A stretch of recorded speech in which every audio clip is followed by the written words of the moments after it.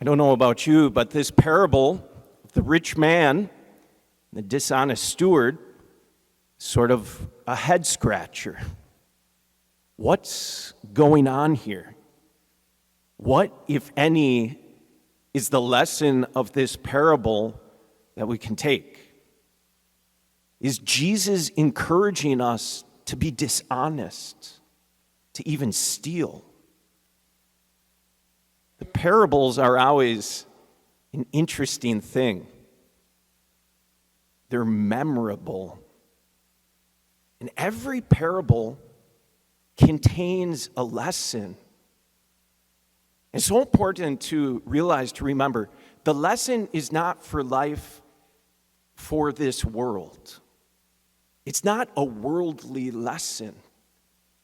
The lesson is always for our eternity, our salvation, our soul. Even if we're speaking about these worldly matters.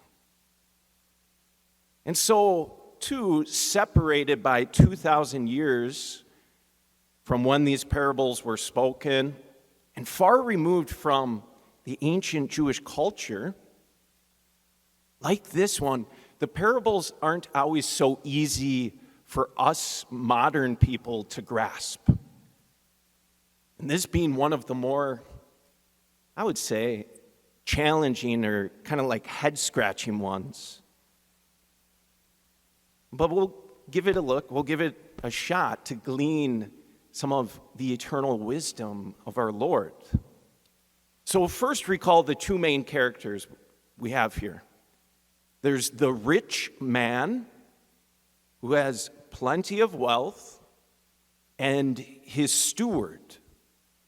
And what's happening in the story?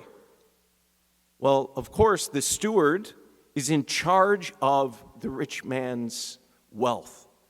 That's his job. The rich man has entrusted his wealth, his property, to the steward. But the rich man, he finds out that this steward is wasting that money, is wasting the property, squandering it.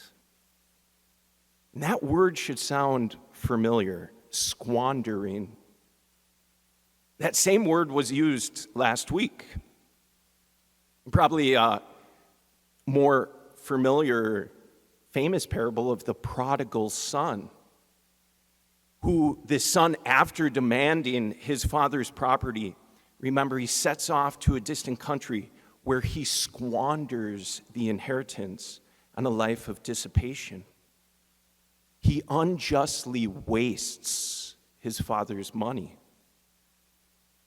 And so right away we see there's some parallels here, but of course distinctions. They're different parables.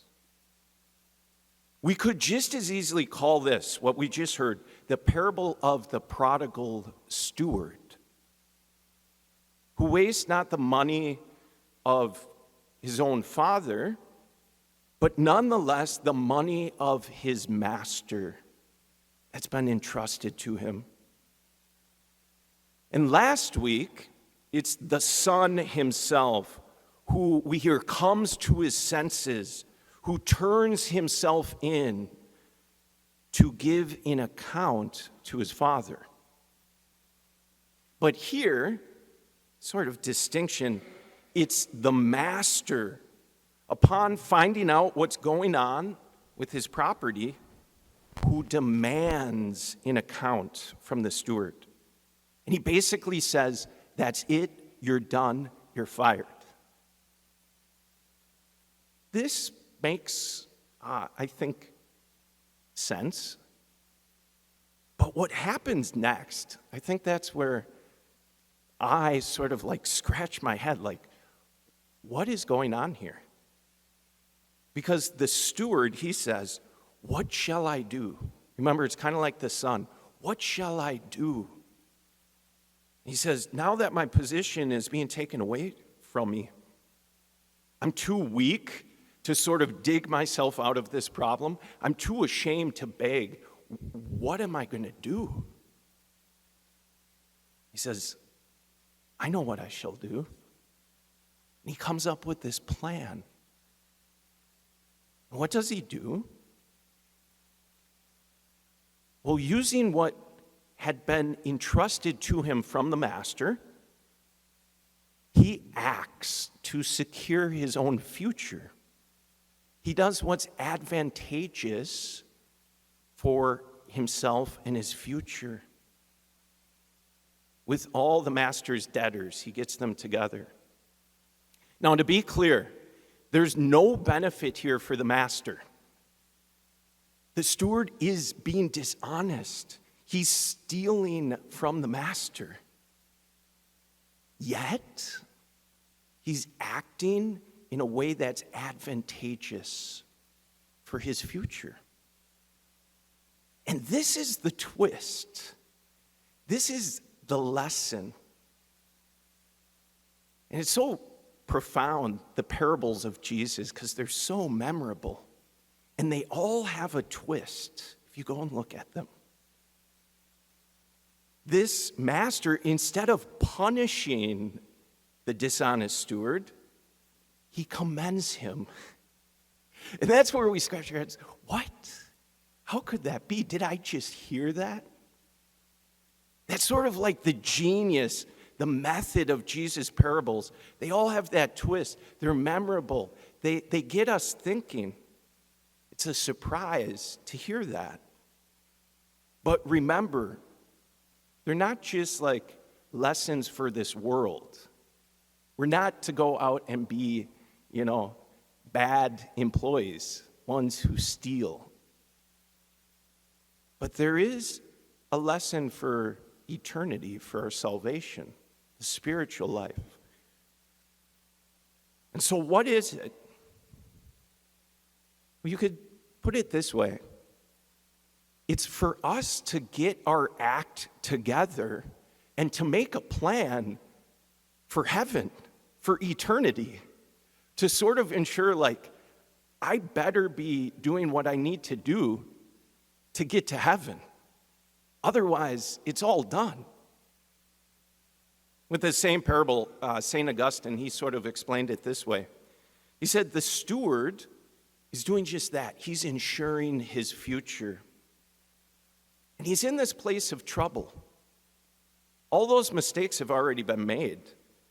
But he thinks ahead. What can I do now?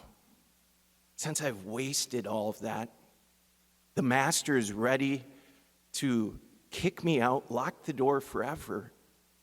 Is there anything I can do now? And so the question Jesus is provoking, because here's the thing. We are all like the dishonest steward. And if we don't admit that, then we're dishonest. All of us have been entrusted everything of the masters from heaven.